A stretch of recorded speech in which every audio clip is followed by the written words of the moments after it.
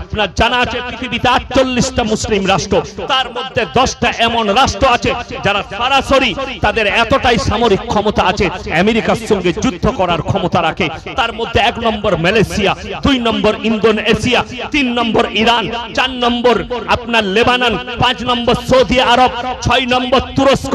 এদের কাছে পরমাণু শক্তি আছে, এরা সরাসরি আমেরিকার সঙ্গে যুদ্ধ করতে পারে।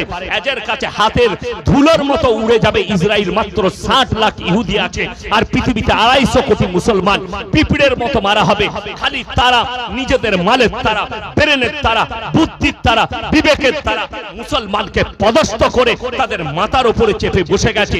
তা না হলে একদিকে ইসরায়েলে হাজার আর ফিলিস্তিনের শিশুরা মারা যাচ্ছে, একদিকে তাদের কাছে খাবার নেই, আর আরবের বাদশা সালমান প্রিন্স এই হারামের আওলাদ সাকিরার মতো একটা বেশ্যাকে ডান্স করনে वालीকে নিয়ে এসে 25 কোটি টাকা দিয়ে ডান্স করাচ্ছে।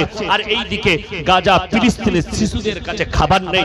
রমজান মাসে গোটা গোটা খাসিকে তারা নিয়ে ইফতারি করতে বসেছে, এক টুকরো খেয়েছে, বাকিটা ডাস্টবিনে গেছে। আর গাজা আর ইসরায়েলের শিশুরা, গাজা আর ফিলিস্তিনের শিশুরা তাদের ডিব্বা নিয়ে ইসরায়েলে দাঁড়িয়েছে। তাদের দিকে তাকিয়ে দেখুন। मौलाना ताकी, अल्लामा ताकी उस्मानी বলেছেন, अगर दुनिया के मुसलमान ये सोच रहे हो कि ये लड़ाई गाजा और फिलिस्तीन तक रहेगी, ये तुम्हारा गलत फहमी है। पूरे दुनिया में इसका चिंगारी फैलेगी, क्योंकि रसूल के हदीस है, अल्लाह नबीर हदीस। গোটা পৃথিবীতে এমন একটা চিঙ্গারি ফেলাবে, তৃতীয় বিশ্বযুদ্ধ। এটা বাবা ভাঙ্গার নয়, এটা বৈজ্ঞানিকের নয়, আমার রাসূলের ইশারা। এমন একটা পৃথিবীতে মহাযুদ্ধ ঘটবে, সেই যুদ্ধটা গাজাকে নিয়ে নয়, ফিলিস্তিনকে নিয়ে নয়, আল আকসাকে নিয়ে নয়, কাবাকে নিয়ে নয়, মক্কা মদিনা নিয়ে নয়।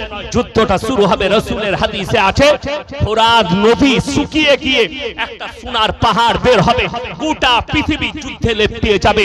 আর সেই যুদ্ধটা হবে পরমাণু যুদ্ধ। আল্লাহর কসম, রেডি হয়ে যান, ইমাম মেহেদীর আসার সময়